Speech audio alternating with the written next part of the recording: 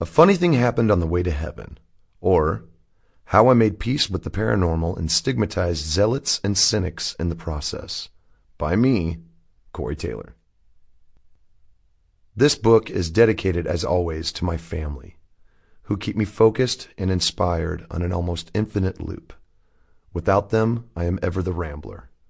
With them, I am always ready, willing, and aware. I love you all with every bit of my heart. Also, I dedicate this to Charles Benici, who taught me more about devotion, love, and what it means to be a man than any other living being on earth. I miss you, Dad, and I'll do my best. At first cock crow, the ghosts must go back to their quiet graves below. Theodosia Garrison.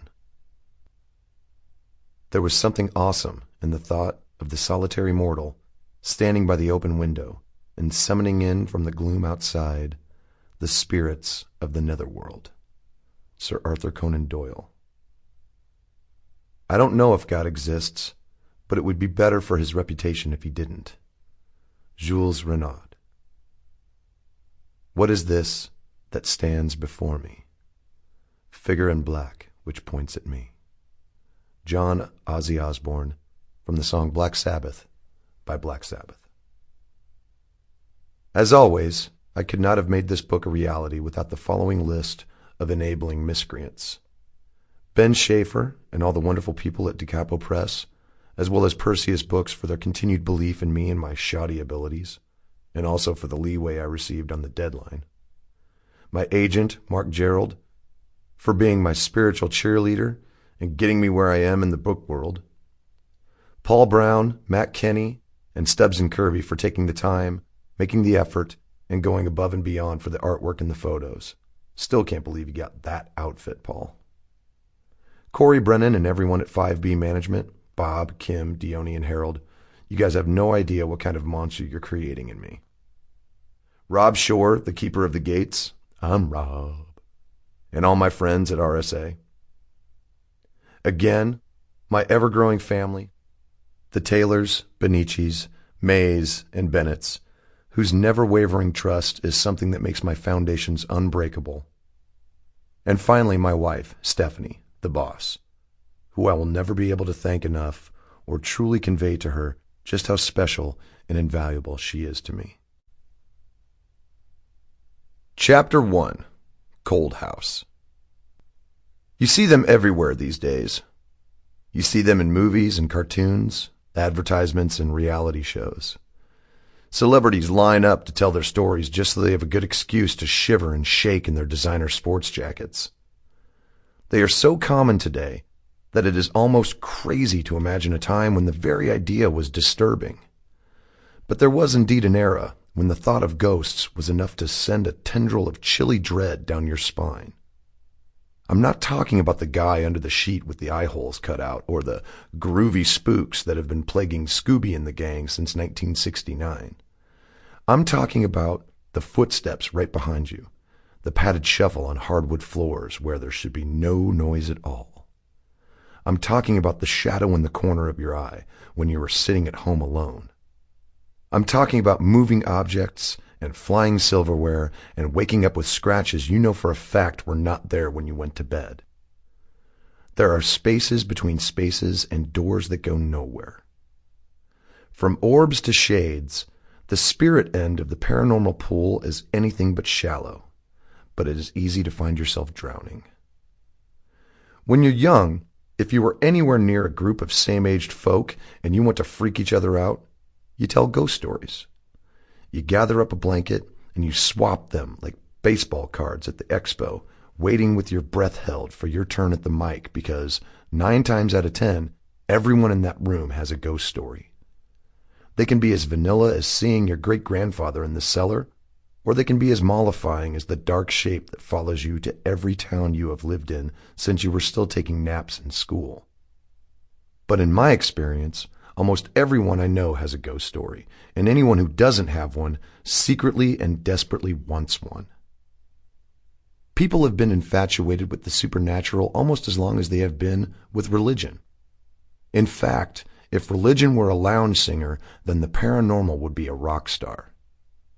Unless you worship snakes or speak in tongues, most of the time, your chosen faith is fairly banal. But the unexplained? Shit, that's like your first leather jacket or your first French kiss. Taboo is always the more appealing possibility. Maybe it's the implied darkness or the fantasy side. But I do know ghost stories are more intriguing because no two are really the same. The Bible only really changes when someone new comes to power. And let's face facts, people love being scared. It's the same reason I watch every damn shark movie that comes out, even though the mere sight of them makes me want to fill my pants with the brown sound. I love the feeling. You don't take a first date to a chick flick. You take her to something that is going to make her jump straight into your arms in terror, preferably at a drive-in. Nothing too gross and gory, something that is just intense enough to close the deal for you. Ghost stories are quite simply our early introduction into that fierce side of the world. It is bonding and sharing and fucking with people all rolled into one. It is delicious masochism. I'm about to tell you a story that I have not recounted to anyone since I was 14 years old. It's extraordinary, terrifying, and at the risk of committing the sin of pun, very haunting. It's also true. Some of the events are a bit loose, as this happened to me 30 years ago, but the pieces I remember are as vibrant today as the night they occurred, and the more I write it down, the more it's all coming back to me, stronger, clearer, and more defined. Doubt if you want. Scoff if you wish. It doesn't change the fact that it happened, and I was there. For better or worse, I was there. I was 9 years old in the summer of 1983, growing up, as it were, on the south side of Des Moines, Iowa, my hometown backdrop off and on for most of my life. Unbeknownst to me, I was a year away from moving to Florida and spending the better part of my teens on the move, forever giving up any semblance of roots in favor of a second-rate vagabond existence. But in '83, I had been in Des Moines for 3 wonderful years and had managed to find some semblance of a real life, to feel like a real kid. I was a Cub Scout, until an unfortunate brake failure caused me to ride my BMX through the screen door of my Scoutmaster's house. I played Little League Baseball and bowled on a kids' league, on a team that was meant to be called the Cannibals, but some adult renamed us the Cannonballers, at a beautiful old alley called Bolorama, where my grandmother had bowled since before I was born. I lived in a basement apartment just a short walk away from the corner of Southeast 14th and Watrous Avenue, and from first to mid-4th grade I attended Andrew Jackson Elementary School, which was only a few blocks away. You could follow Watrous right to Jackson's front door if you wanted, wind around the corner hook that finally T-boned at Indianola Avenue, then cross the school's vast front yard. But there was another more direct and mysterious route that led you to the school, opening out onto its parking lot and the outside playground. Before the convenience store moved years later, the Quick Trip gas station on 14th and Watrous was on the other side of the street. Perpendicular to the shop was nothing but forest, only really cut off by the houses that lined the way to school. But there was a path through the woods that was nearly a straight line to Jackson Elementary. So my friends and I would sidestep the street, make our way through the trees, and head deep into what we called the South Side Woods. The path itself twisted and turned, providing a virtually crazy maze that we happily skipped on as the morning dew dried under a warm morning sun. But as we got closer to school, the woods took on a fairly sinister feeling. About halfway through the expanse, bizarre traps and gnarly rusted tripwires started popping up on the path. They were specifically designed to fuck with anyone on the path itself. The wires crossed it like someone was trying to catch us and hurt us.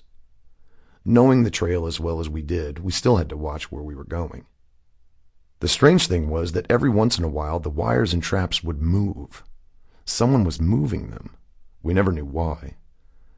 However, as dangerous as these hazards were for a bunch of kids, what lay up ahead was like something out of a Wes Craven movie. In the middle of this forest, clearly removed from the community that surrounded it, stood a 2-story abandoned house, gutted and decrepit, a tower of foreboding set against this suburban Gothic landscape like a hangover from the Brothers Grimm's seedier days. It was the essence of the color gray and defiant in the face of the elements. No one really knew how old it was, how long it had been there, or who had wanted to live there, seeing as it was not on any street nor did it have a driveway that connected it to the outside world. It was just a hulking mess that scared the ever-living shit out of us kids. Terrifying messages had been scrawled on the outside walls, most likely by teenagers who hung out there. Thinking back now, it was really just a creepy house that creaked and shuddered, but to impressionable 9-year-olds, it was the vacation spot of the devil itself. Of course, we were fascinated by it, even as we avoided it like the plague. But none of us had the stones to go in. Even on a dare, which to a kid is like a binding contract you could take to court, we would not go near it. We hurried past as much to get away from it as we did to get to school on time. But even when we couldn't see it, we knew it was there, and we talked about it constantly, so much so that my friends and I started referring to it as Cold House. The summer of '83 was a huge time in my life. I was beginning to think a lot like I do today, and I was starting to realize that kids liked spending time with me because I had no fear and was constantly entertaining. After Return of the Jedi came out, my friends and I would recreate the movie, and I was always voted Luke Skywalker, charging onto the field we usually played stickball on with my broken second-hand plastic red lightsaber to save the day.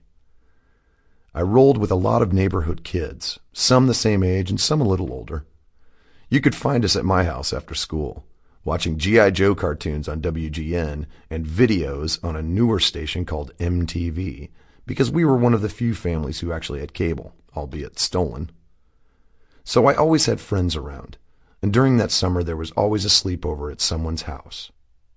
It was July when my friends and I decided to sneak out of my apartment and go explore Cold House. There were 6 of us. I was basically the ringleader, and then there was my first real best friend, Henry, along with Matt, Joe, Tina, and Brock. Henry and Matt lived a few blocks away and were the only ones technically staying overnight with me. Joe, Tina, and Brock lived in other buildings in the complex. The plan came together earlier that day while we were roaming around looking for shit to do. When kids are starving in the brain, their heads seek out mischievous fun. There's the old adage, idle hands are the devil's playthings. No truer words have ever been said. I almost got my family evicted from that apartment complex because I broke into one of the storage garages. And by break in, I mean I went through the wall with a used iron bar. For a long time, I had wanted to go in Cold House and see what was there. We had heard it was haunted since we had first started taking the trails to school. The thought of a potentially real haunted house not 2 blocks away from where I slept was too much for me to contemplate, and I was bound and determined to get inside and see what I could see. My cohorts were, of course, a bit more reticent than I was. Tina didn't want to have anything to do with it. The others only wanted to go during the day. I wanted to go at night, possessed by the idea that the only time we would see anything was after midnight. No one had to go who did not wish to. This was join us at your own risk. Finally, we found ourselves on the same scary page and went to work. The plan was this. We would meet behind the work shed near my building at 12 a.m. Henry, Matt, and I would sneak out of my bedroom window, which I had done countless times before. The rest would find a way to get there if they were indeed going to come along. Tina, Joe, and Brock still hummed and hawed at the idea, but at midnight, when my group was safely behind the shed, the other 3 soon met us and we were on our way. We had managed to smuggle 4 flashlights into our bedrooms that day. We walked down 14th, crossed at the lights, and making sure to keep out of sight of adults who might try to send us back home, proceeded into the south side woods, waving the flashlights around like Jedis to keep the jitters at bay. Before we go any further, let me tell you first that, as always, I have changed my friends' names out of respect to what happened, and because, even though I have not seen them since shortly after this incident, they will forever be tied to me as friends and as people who got through this unscathed. I doubt they would even admit remembering this night if pressed. But my profession has a way of keeping youthful exuberance fresh, and, therefore, my recollection of the following events are as vivid as yesterday. So this is my book, my obsession, and my quandary. To call them out would mean making them question shit from the past they have probably done their best to forget. Make no mistake, though. These are actual events. I was not by myself, and I have the scars to prove it. The six of us found ourselves fairly jovial, even though we were traipsing through the darkness towards something that frightened us to death. Even when we tripped on the wires draped over the path, we laughed and helped each other up. We kept moving, each of us certain we were going to see something so fucking cool.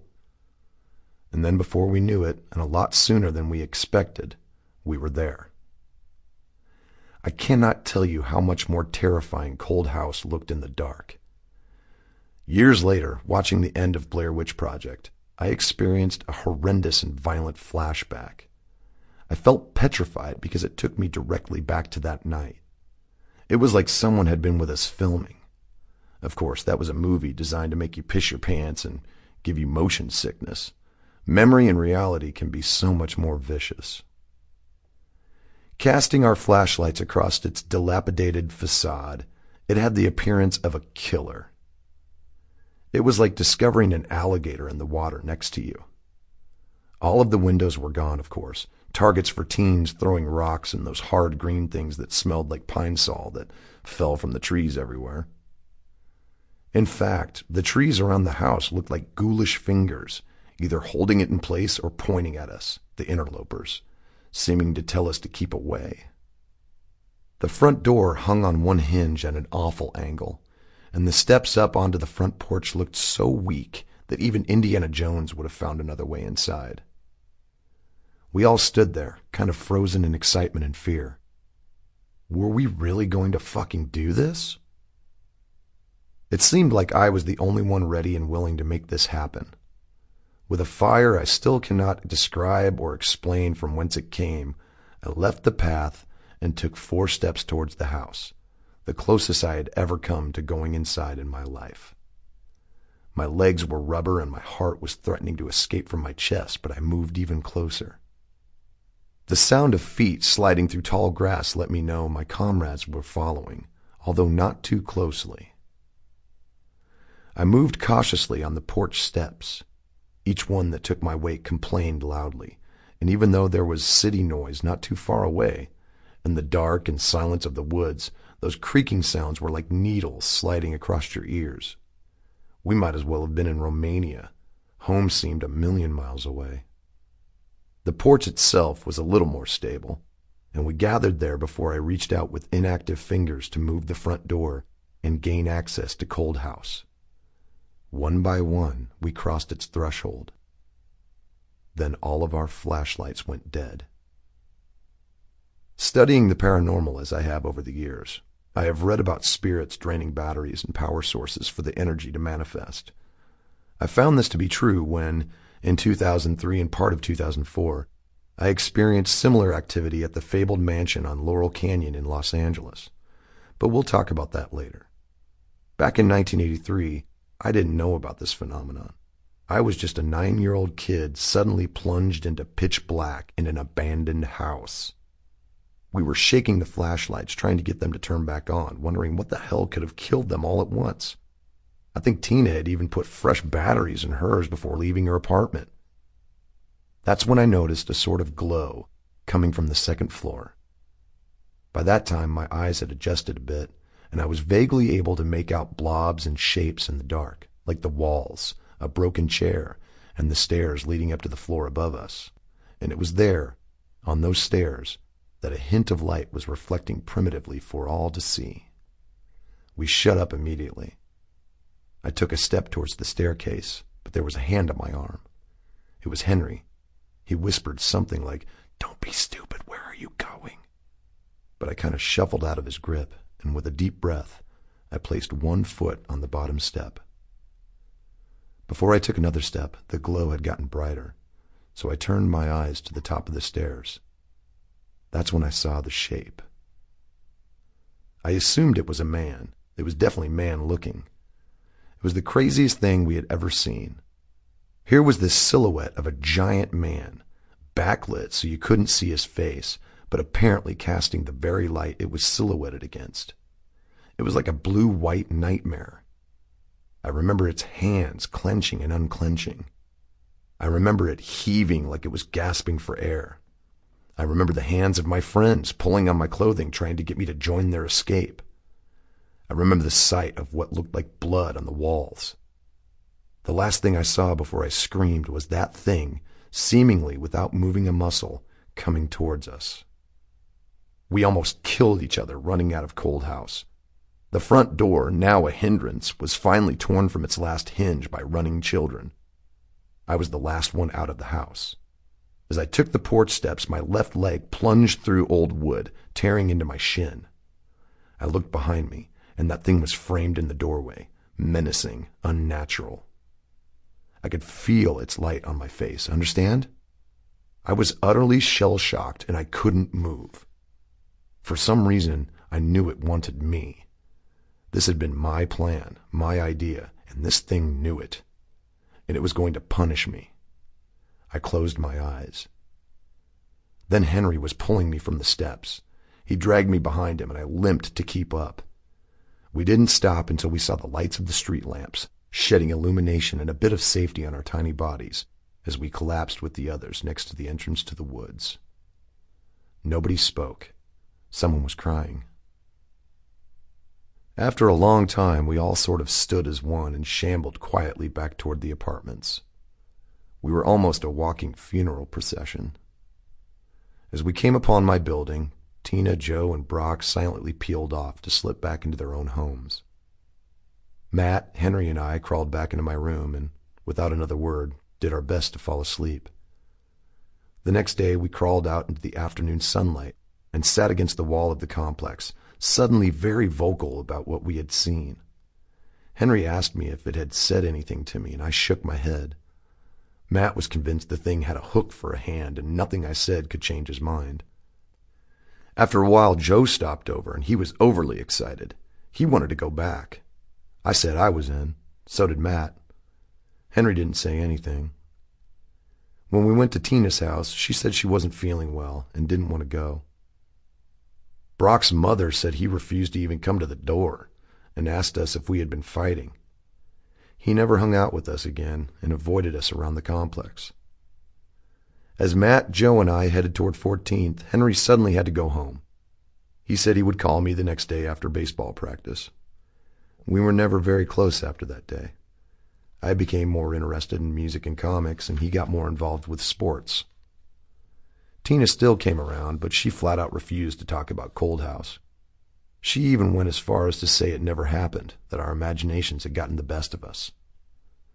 The three of us who were left refused to pretend that it didn't happen, and that afternoon we made our way back to the trails, leaping over the tripwires that now seemed pedestrian compared to what we had seen the night before. We came up on the house quickly and only really paused to take our time on the steps. As Matt and Joe bounded inside, I stopped for a second to look at the hole where my leg had broken through. I'd cleaned up the gash without alerting my mother, who would have asked too many questions. I stood beside the hole, and immediately my mind went back to the moment when I was face to face with that supernatural spectacle, and I studied it a long time. So by the time I entered the house, the other two were already upstairs. I didn't even notice that the front door was missing until I heard Matt and Joe shouting for me to get up here now. Moving to the bottom of the stairwell, I saw that there was nothing on the walls. No blood, but nothing that would have reminded me of blood in that ghostly light either. It was just gone. As I came up the stairs, careful not to fall through anything again, I saw what they were going on about and couldn't believe it. The front door, which we had all smashed into in our haste to escape, eventually pulling it from the doorframe, was lying on the floor in an upstairs room. We recognized it from walking past it every day on our way to school. We recognized it from the split second we had seen it illuminated in the light of our torches before they had gone dead. It was the front door, and it was lying inexplicably in the middle of a room several feet away from where we had left it. However, we were not so interested in how it had gotten up the stairs into this room, or who had put it up there in the first place. No. Our attention was focused squarely on the word that was scrawled on its visage, almost scrubbed into the filth and grime that had built up on the door over the years. Go. We ran like hell. After school started that fall, I kept taking the trails through Southside Woods. Occasionally Matt and Joe did as well. Tina avoided it altogether. Brock, in turn, avoided us everywhere else. Henry waved at me at school, but by the time I moved away, we just were not best friends anymore. And that really kind of broke my heart. I left Iowa for Florida a few months later. I never saw any of them again, even after I moved back to Des Moines when I was 16. They had really just disappeared. Over the years, I have forgotten their last names. If you asked me to imagine what they looked like as adults, I wouldn't be able to pick them out of a random police lineup. But I remember that night. I eventually told new friends about that night, and some of them made faces like I'm sure you are making faces right now as you read about this. And yet most had had experiences as wild as mine. It was wonderful having friends who had gone through circumstances so close to my own. And we talked about what had happened and what we believed in. We believed in ghosts. Real deal, holy shit ghosts. We explored other abandoned houses together, never really finding anything as extreme as the incidents we had gone through before on our own. But our belief was strong. Mine has never been stronger. For over the years, I have seen things and heard things that are not only insane, but also very real. I have a few pieces of proof that I have gathered, but much of what I have experienced is really just eyewitness accounts, and I will share them all right here. Before we go any further, though, before I start telling you these ghost stories, let me hit you with why I am writing this book in the first place.